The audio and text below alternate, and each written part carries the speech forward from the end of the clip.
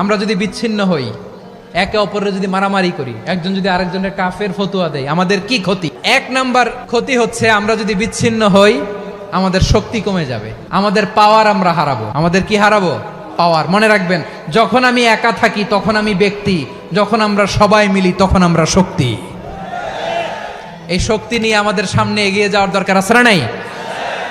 তাহলে আমরা যদি নিজেরা বিরোধে লিপ্ত হই, আমাদের ক্ষমতা, পাওয়ার ছুটে যাবে। আমরা এই পাওয়ার হারাতে চাই না, ঠিক কিনা বলেন? রব্বুল আলামিন ঠিক তাই বললেন। রব্বুল আলামিন বললেন, খবরদার, ওয়াতিউল্লাহ ওয়া রাসূলাহু ওয়া লা তানাযাউ ফাতাফশালু ওয়া তাযহাবা রিহুকুম ওয়াসবিরু ইন্নাল্লাহা মা'আস সাবিরিন। আল্লাহর আনুগত্য করো, নবীর আনুগত্য করো, কিন্তু খবরদার নিজেরা বিরোধে লিপ্ত হয়ো না, নিজেরা মারামারি করো না, তাহলে তোমাদের শক্তি কমায় দিবে কে? ফাতাফশালু, তোমরা সাহস হারাবা, ওয়া তাযহাবা রিহুকুম, তোমাদের শক্তি কমে যাবে, পাওয়ার কমে যাবে। তাহলে আমরা যদি নিজেরা মারামারি করি, আমরা নিজেরা যদি বিচ্ছিন্নতায় লিপ্ত হই, আমরা যদি মতানৈক্য করি, তাহলে আমাদের শক্তি কমে যাবে, ঠিক কিনা? আমরা শক্তি কমাবো। আচ্ছা, ছোট্ট একটা বাঁশের কঞ্চি যদি আপনারা দেয়, পায়ের মধ্যে ধাক্কা দিয়ে ভাঙতে পারবেন না? এরকম বাঁশের কঞ্চি যদি 20টা একসাথে জোড়া লাগায় দেয়, ভাঙতে পারবেন? কথা বোঝে নাই মনে হয়। চিকন একটা বাঁশের কঞ্চি দিলে ভাঙা যাবে না? এরকম চিকনই 20টা বাঁশের কঞ্চি একসাথে লাগাই দিলে ভাঙতে পারবেন? কারণ যখন আমি একা থাকি তখন আমি ব্যক্তি, যখন আমরা সবাই মিলি তখন আমরা শক্তি। আমরা যেন শক্তি না হারাই। আমরা বিরোধে লিপ্ত হলে আমাদের শক্তি কমে যাবে। এই হচ্ছে 1 নম্বর ডিসঅ্যাডভান্টেজ। 2 নম্বর ডিসঅ্যাডভান্টেজ হচ্ছে, আমরা নিজেরা বিরোধে লিপ্ত হলে অন্যরা আমাদের মাথায় কাঁঠাল ভেঙে খাইতে সুবিধা হয়। কথা বোঝেন নাই? আমরা যদি বিরোধে লিপ্ত হই, তাহলে পরাশক্তিগুলোর সুবিধা, তখন আমাদের কাউকে দিতে হবে ট্রানজিট, কাউকে দিতে হবে সেন্ট মার্টিন, কাউকে দিতে হবে দেশের অর্ধেক। চিল্লায় বলো ঠিক কিনা? নিজেদের প্রবলেম সলভ করার ক্যাপাসিটি আমাদের আর থাকবে না।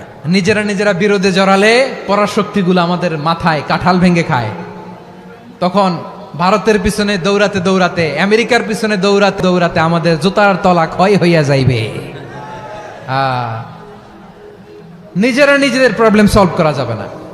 আমরা যদি অন্যের পিছনে না দৌড়াতাম আর এই বিরোধকে থামাতে পারতাম, বাংলাদেশ আজকে যেখানে আছে তার কমপক্ষে 50 গুণ সামনে থাকতো। চিল্লায় বলেন ঠিক কিনা? তাহলে 1 নাম্বার ক্ষতি হচ্ছে, আমাদের পাওয়ার লেস হয়ে যায়, আমরা দুর্বল হই যদি আমরা বিরোধ করি। 2 নাম্বার হচ্ছে, পরাশক্তিগুলোর সুবিধা নেয়। 3 নাম্বার হচ্ছে, আমাদের উন্নয়ন, দেশের উন্নতি, অগ্রগতি, এটা স্থবির হয়ে যায়, এটা বাধাগ্রস্ত হয়। প্রিয় ভাইয়েরা, ইউনিটি, ঐক্য হচ্ছে একটা দেশের উন্নয়নের মূল ভিত্তি। ইউনিটি অফ এ কান্ট্রি, এটা হচ্ছে একটা সাস্টেইনেবল ডেভেলপমেন্ট, সোশ্যাল স্ট্যাবিলিটির জন্য এটা অনেক গুরুত্বপূর্ণ। এজন্য বিরোধের কোনো স্থান আমরা দিব না, আমরা ঐক্যবদ্ধ থাকবো ইনশাআল্লাহ। বলেন। আর কখনো কাউরে কাফের বলে গালি দিবেন? তুই জাহান্নামী বলবেন? ঝগড়া লাগলে লাগাই দিবেন? তাহলে কি করবেন? মিলায় দিবা। আওয়াজ করে বলেন, কি করব?